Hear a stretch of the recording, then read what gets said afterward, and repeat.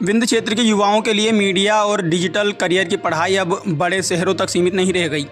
रीवा में आयोजित एक विशेष युवा सम्मेलन और इन्फ्लुएंसर मीट में यह बात सामने आई कि क्षेत्र के विद्यार्थियों को अब पत्रकारिता, डिजिटल मीडिया, कंटेंट क्रिएशन और संचार के आधुनिक पाठ्यक्रम स्थानीय स्तर पर उपलब्ध हो रहे हैं। रीवा स्थित माखनलाल चतुर्वेदी राष्ट्रीय पत्रकारिता एवं संचार विश्वविद्यालय परिसर में आयोजित इन्फ्लुएंसर्स मीट एवं युवा सम्मेलन में विंध्य क्षेत्र के digital creators, social media influencers और शिक्षाविदों ने भाग लिया। कार्यक्रम का मुख्य फोकस युवाओं को बदलते मीडिया परिदृश्य और नए करियर अवसरों को जानकारी देना रहा। कार्यक्रम को संबोधित करते हुए कुलगुरु विजय मनोहर तिवारी ने कहा कि विश्वविद्यालय का उद्देश्य विंध्य क्षेत्र के विद्यार्थियों को गुणवत्तापूर्ण और आधुनिक शिक्षा उपलब्ध कराना है, ताकि उन्हें पढ़ाई के लिए महानगरों पर निर्भर न रहना पड़े। उन्होंने परिसर के विकास और युवाओं की बढ़ती भागीदारी को सकारात्मक संदेश बताया। परिसर निदेशक डॉक्टर सत्येंद्र डहरिया ने बताया कि वर्तमान समय में पत्रकारिता के साथ साथ podcasting, video editing, digital content creation, जनसंपर्क और ग्राफिक्स डिजाइनिंग जैसे क्षेत्रों में भी रोजगार की व्यापक संभावनाएं हैं। इसी को ध्यान में रखते हुए विद्यार्थियों को व्यवहारिक प्रशिक्षण और उद्योग आधारित शिक्षा देने पर जोर दिया जा रहा है।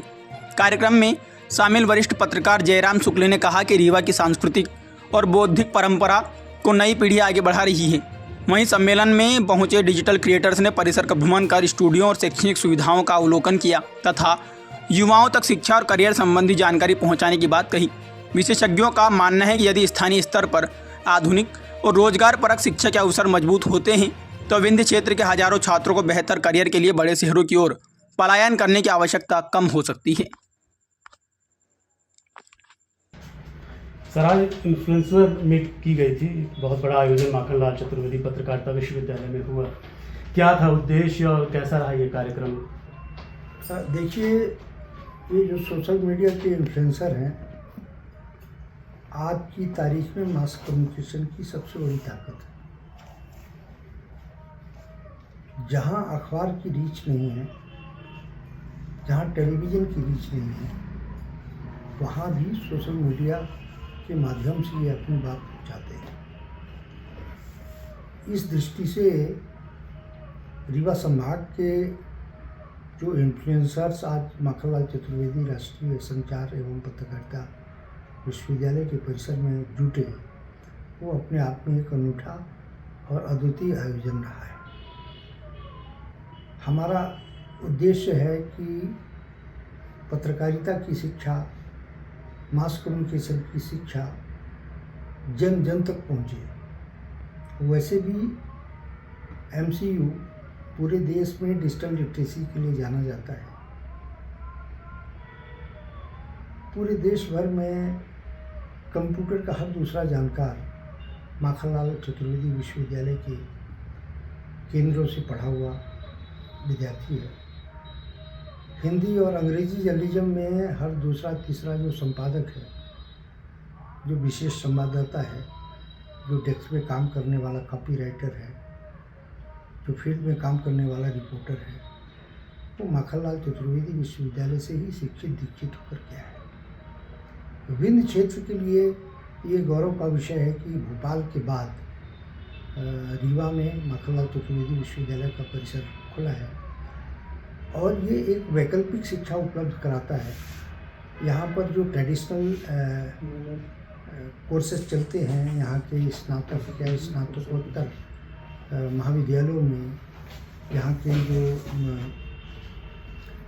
अवधेश प्रताप सिंह विश्वविद्यालय है वहाँ, उससे इतर माखनलाल चतुर्वेदी विश्वविद्यालय 100% जॉब ओरिएंटेड कक्षाएँ या कोर्सेज चलाता है।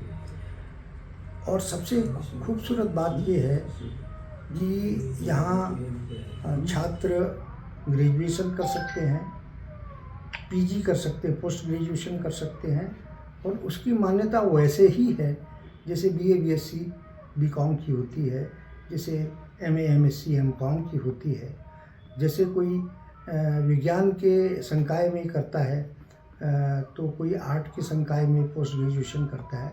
उसी तरीके से हमारे यहाँ भी इलेक्ट्रॉनिक मीडिया है, मास कम्युनिकेशन है, जर्नलिज्म है, फिल्म प्रोडक्शन है, इस तरीके के कोर्सेज यहाँ पर है, पोस्ट ग्रेजुएट लेवल पर भी और ग्रेजुएशन के लेवल पर भी।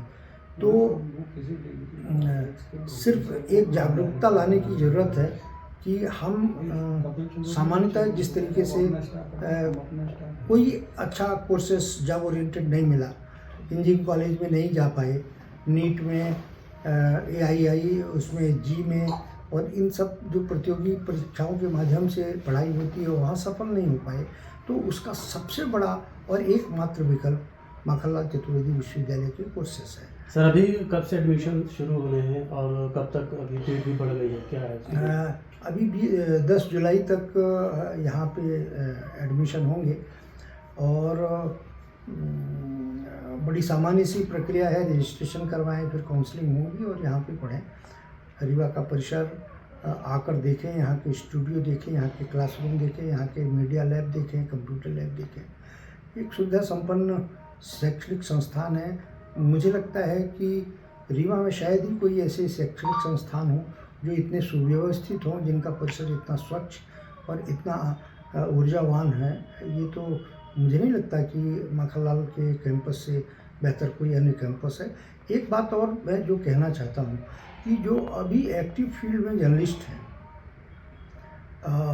जो सोशल मीडिया में इन्फ्लुएंसर्स हैं, ये अभी स्वयं को पत्रकार के रूप में प्रस्तुत करते हैं तो इनका मजाक उड़ाया जाता है। वैसे ही जैसे डॉक्टर और झोला छाप डॉक्टर, जबकि झोला छाप डॉक्टर ही तत्कालिक काम आता है और उसकी दवाएं भी असर करती हैं, तभी तो वो डॉक्टर है। लेकिन चूंकि उसके पास बेचारे के पास डिग्री नहीं रहती, तजुर्बा और अनुभव तो रहता है और डिग्री नहीं रहती, तो वो झोला छाप डॉक्टर हो गया।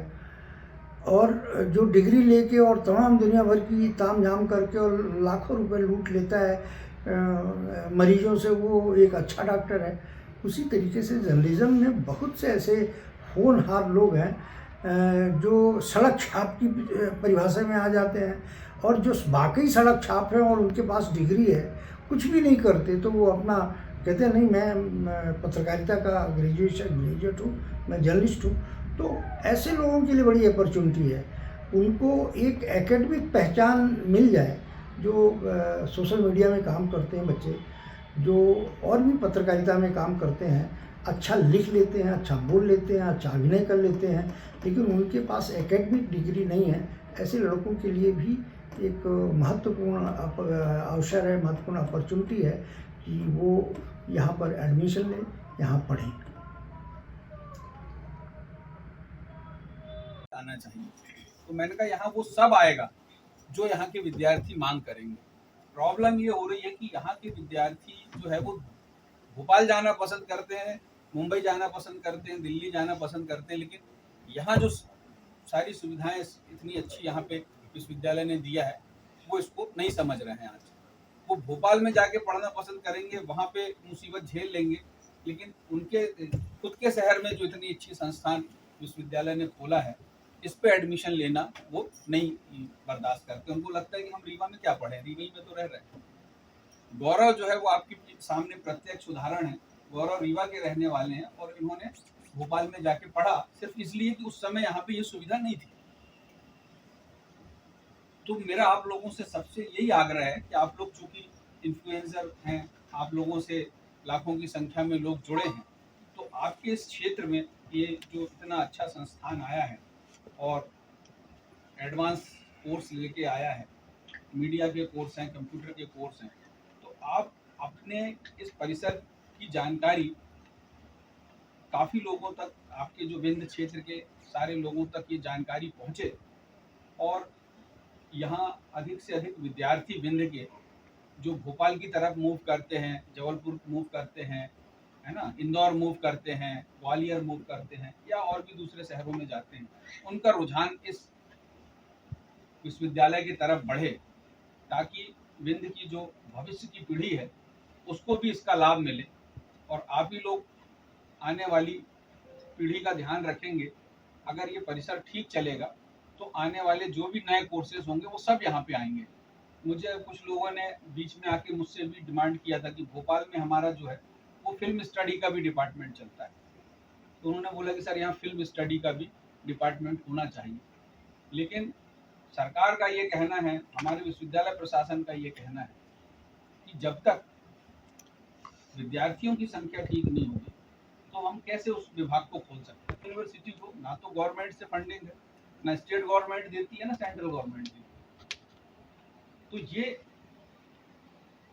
किसी प्रकार के प्रॉफिट के उद्देश्य से काम नहीं करता यूनिवर्सिटी, लेकिन कम से कम जो हमारे जो अपने जरूरी खर्चे हैं जो विश्वविद्यालय के संचालन के लिए आवश्यक है, कम से कम उतना तो पैसा विश्वविद्यालय को मिलना चाहिए। इस उद्देश्य को ध्यान में रख के अभी जैसे आपने कुलगुरु जी का भी भाषण सुना अभी, तो उनका भी यही कहना था कि हम जो है वो CSR के तहत कुछ फंड जुटाएं, तो यहाँ के जो प्रतिष्ठित लोग हैं जो विश्वविद्यालय को मदद कर सकें, जैसे कि मान लीजिए कि कोई यहाँ पे एक स्टूडियो के लिए कुछ दान दे सकें, कंप्यूटर लैब के लिए कोई कंप्यूटर 5 कंप्यूटर दान कर सके। तो जब आप इस टाइप की रील्स बना के अगर डालते हैं कि विंध्य क्षेत्र में ऐसा विश्वविद्यालय आया है जिसको बढ़ाने के लिए हम सबके सहयोग की आवश्यकता है, और आप उदार होके, जो भी बहुत पैसे वाले लोग आपके विंध्य में उदार होके खुले मन से शिक्षा के लिए दान कर सकते हैं, तो वो भी आप ऐसे भी रील डालिए